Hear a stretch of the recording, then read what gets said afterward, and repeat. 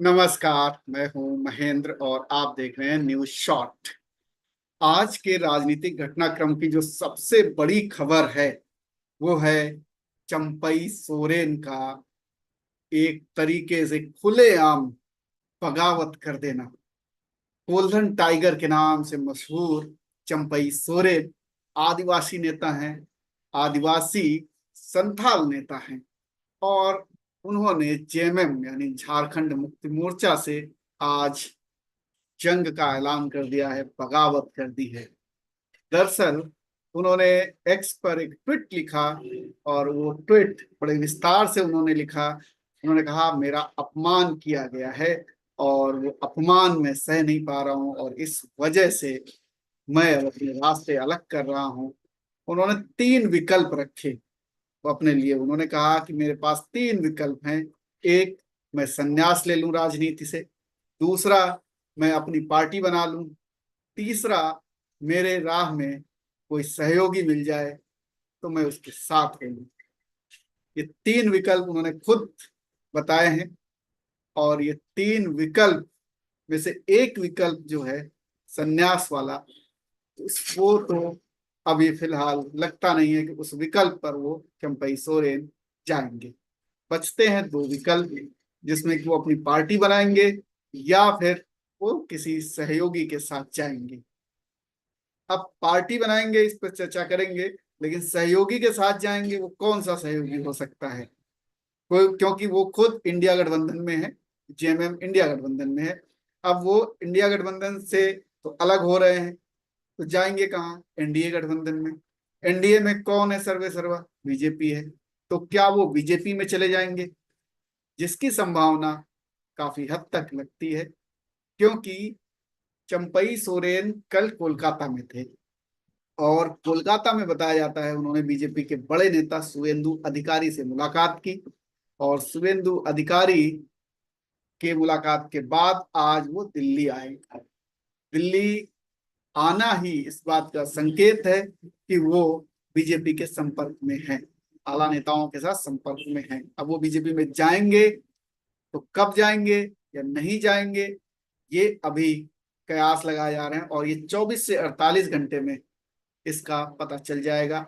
ये बाहर खबरें आ जाएंगी या फिर आपको दिख जाएंगे कि बीजेपी के मंच पे माल्यार्पण करते हुए उनका स्वागत किया जा रहा है। ये बहुत ज्यादा इंतजार करना नहीं पड़ेगा, 24 से 48 घंटे में ये सब कुछ क्लियर हो जाएगा। अब बात यह है कि आखिर चंपई सोरेन की बगावत से क्या हेमंत सोरेन की सरकार गिर जाएगी? सरकार पर कितना खतरा है? हेमंत सोरेन शिबू सोरेन के बेटे हैं। शिबू सोरेन जो है वहां पर झारखंड में गुरु जी कहा जाता है उनको, और वो गुरु जी की बड़ी प्रतिष्ठा है। चंपई सोरेन भी गुरु जी से बगावत नहीं कर सकते, यानी उनका अपमान नहीं कर सकते। हेमंत सोरेन से बगावत कर सकते हैं, लेकिन शिबू सोरेन के बारे में चंपई सोरेन भी बड़ी इज्जत के साथ बात करते हैं। दरअसल चंपई सोरेन जिस इलाके से आते हैं, कोल्हन इलाका, वो वहाँ कोल्हन टाइगर कहे जाते हैं। वो इसलिए, जब झारखंड मुक्ति की का आंदोलन चल रहा था, जब बिहार से झारखंड को अलग करने का आंदोलन चल रहा था, तो ये अपने इलाके में पूरा झंडा लेकर के आगे होते थे। लड़ाई लड़ी उन्होंने और हमेशा आम पब्लिक के बीच रहे। आम पब्लिक के, जो कहते हैं ना कि इजिली उनके अप्रोच में रहे, तो इन तक एक इजिली आदमी पहुंच सकता, आम आदमी। हेमंत सोरेन दूर होते जा रहे हैं आम आदमी से। थोड़ा सा वो, जो कहते हैं ना कि बड़े परिवार के बेटे हैं, तो उनका थोड़ा रहन सहन, चीजें सब बदल गई, प्रोटोकॉल्स आ गए बहुत सारी। चंपई सोरेन अभी भी बिल्कुल सीधे साधे सज्जन आदमी लगते हैं, गांव देहात के आदमी लगते हैं। ये उनकी यूएसपी है। ईमानदार हैं, कोई दाग नहीं है। हेमंत सोरेन जेल जा चुके हैं, मुकदमा चल रहा है, एक डेंट तो पड़ ही गया। मुकदमे का फैसला कुछ भी आए, लेकिन एक डेंट पड़ गया है नरेटिव सेट करने के लिए, तो वो काफी है। चंपई सोरेन पॉपुलर है, अच्छा, झारखंड में अच्छी पकड़ है, आदिवासियों के बड़े नेता हैं। शिबू सोरेन के बाद पार्टी में दूसरे नंबर में थे ये। इन्होंने आज जिक्र भी किया उसका कि मेरे से ज्यादा सीनियर सिर्फ गुरु जी हैं, इसके अलावा और कोई नहीं। तो उन्होंने जो अपमान की बात कही, लंबा चौड़ा ट्वीट लिखा और उसमें कहा उन्होंने कि मेरा अपमान किया गया। किस तरीके से? उन्होंने बताया कि मुझे, जब ये हेमंत सोरेन आए छूट के जेल से, तो मेरे, जिस दिन मेरे से इस्तीफा लिया गया उस दिन से 2 दिन पहले मेरे सारे प्रोग्राम फोल्ड कर दिए गए और कहा गया कि विधायक दल की, संसदीय दल की बैठक है, और उस बैठक का एजेंडा भी मुझे नहीं दिया गया। मुझे मेरे कार्यक्रमों में जाने नहीं दिया गया, जबरन रोक दिया गया और मुझसे उस मीटिंग में जबरन इस्तीफा ले लिया गया। उन्होंने कहा इस्तीफा तो मैं दे देता, मुझे सत्ता से कोई लोभ नहीं है, लेकिन जिस तरीके से इस्तीफा लिया गया वो मुझे दुखी कर गया, वो मेरा अपमान किया गया और मुझे इसी बात की शिकायत है। और इस्तीफा मैं दे देता, मुझसे कहते तो मैं इस्तीफा दे देता, लेकिन जिस तरीके से कहा गया ये गरिमामय नहीं था। ये बात चंपई सोरेन को अंदर तक, दिल में ये बात लग गई और चंपई सोरेन कह रहे हैं कि तभी से मैंने ये ठान लिया कि मेरे पास अब ये 3 विकल्प हैं और इन पर मैं काम करूंगा। उन्होंने बोला कि मेरे आंसू आ गए। तो जिस तरीके से उन्होंने वो लेटर लिखा और सिलसिलेवार तरीके से उन्होंने वो ट्वीट में वो सब लिखी बातें कि कैसे उनका अपमान हुआ, किस तरीके से उनके कार्यक्रम रोके गए, तो वो सारी चीजें चंपई सोरेन को अच्छी नहीं लगी और उसको उन्होंने एक तरीके से अपना निजी अपमान कहा। और इसीलिए उन्होंने कहा कि मेरी ये निजी लड़ाई है, मैं पार्टी नहीं तोड़ूंगा, मेरे साथ कोई नहीं आएगा। तो ये एक जो ट्वीट लिखा उन्होंने, वो ट्वीट में ये सारी बातें उन्होंने लिखी। लेकिन बड़ा सवाल यही है कि चंपई सोरेन की बगावत का आखिर इम्पैक्ट क्या पड़ेगा, क्या असर पड़ेगा हेमंत सोरेन की सरकार पर। तो हेमंत सोरेन की सरकार, मेरा जो आकलन कहता है, हेमंत सोरेन की सरकार अभी सेफ है। हेमंत सोरेन की सरकार अभी गिरने वाली नहीं है। इसकी वजह यह है कि जो चुनाव ड्यू है वो नवंबर दिसंबर में चुनाव ड्यू है। इसमें चुनाव कराना ही पड़ेगा चुनाव आयोग को, क्योंकि जनवरी में सरकार का जो कार्यकाल वो खत्म हो रहा है। इसलिए नवंबर दिसंबर में चुनाव होंगे। पिछली बार भी दिसंबर में चुनाव हुए थे और जब चुनाव का आप, आज अभी अगस्त चल रहा, आधा अगस्त बीत गया है। आप, अब बचता क्या है? सितंबर अक्टूबर, 2 महीने के लिए सरकार गिराकर दूसरी सरकार बनाना या राष्ट्रपति शासन लगाना, इसका नरेटिव उल्टा पड़ सकता है बीजेपी के लिए। सरकार गिराने का काम बीजेपी ही कर सकती है, निश्चित तौर पर चंपई सोरेन के कंधे पे बंदूक रख के वो कर सकती है, लेकिन वो करेगी नहीं, क्योंकि इसका नरेटिव फिर उल्टा पड़ जाएगा बीजेपी को। इसलिए क्योंकि अभी वो चंपई सोरेन की न्याय की लड़ाई लड़ेंगे, लेकिन तब हेमंत सोरेन को न्याय दो, इसकी लड़ाई हो जाएगी और ये नरेटिव सेट हो जाएगा कि देखिए एक आदिवासी नेता को हर बार ये षड्यंत्र करके गिरा देते हैं सत्ता से, कभी जेल भेजने के का षड्यंत्र करते हैं और अब देखिए चंपई सोरेन के साथ षड्यंत्र करके हेमंत सोरेन को सत्ता से बेदखल कर दिया। और ये पूरा षड्यंत्र बीजेपी ने रचा और ये एक नरेटिव सेट हो सकता है ऑपरेशन लोटस, जिस तरीके से अभी भी सोशल मीडिया में चल रहा है। तो ये नरेटिव बीजेपी कतई नहीं चाहेगी कि ऐसा कहीं पर सेट हो, क्योंकि ऐसा सेट होने से बीजेपी सत्ता में वापस नहीं आ पाएगी, क्योंकि नरेटिव आजकल बहुत कुछ डिसाइड करने लगा। लेकिन अगर बीजेपी चंपई सोरेन को, जो चंपई सोरेन ने कहा है तीसरा विकल्प, कोई सहयोगी अगर राह में मिल जाए तो उसके साथ जाने को तैयार है वो। अब वो सहयोगी बीजेपी हो सकती है और बीजेपी में अगर ये शामिल हो जाते हैं, दो दो ऑप्शन है इनके पास, बीजेपी में शामिल होना और शामिल होकर के मुख्यमंत्री पद के उम्मीदवार बनना। बीजेपी अगर इनको शामिल करेगी तो इनको उम्मीदवार बनाएगी सीएम का, सीएम कैंडिडेट का, तभी बीजेपी को फायदा है, सत्ता में वापसी हो सकती है। क्योंकि तब नरेटिव सेट होगा कि चंपई सोरेन को न्याय चाहिए, इसलिए जनता अब न्याय करेगी, अपमान का बदला जनता लेगी।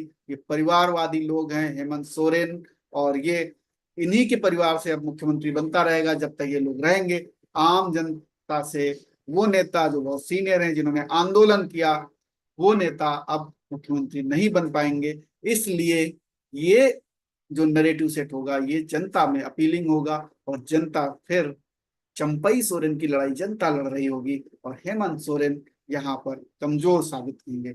इसलिए ये कतई नहीं चाहेगी बीजेपी कि अभी सरकार गिरा के वहां पर राष्ट्रपति शासन लगाया जाए या फिर चंपई सोरेन की अगुवाई में सरकार बनाई जाए।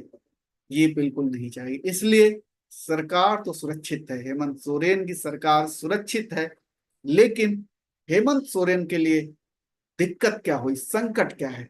संकट दरअसल जेएमएम के लिए है, क्योंकि जेएमएम पार्टी अब चुनाव की तैयारियों में लगी हुई है, और वहां से एक बहुत बड़ा सीनियर लीडर, कद्दावर नेता चंपई सोरेन अलग हो गया है।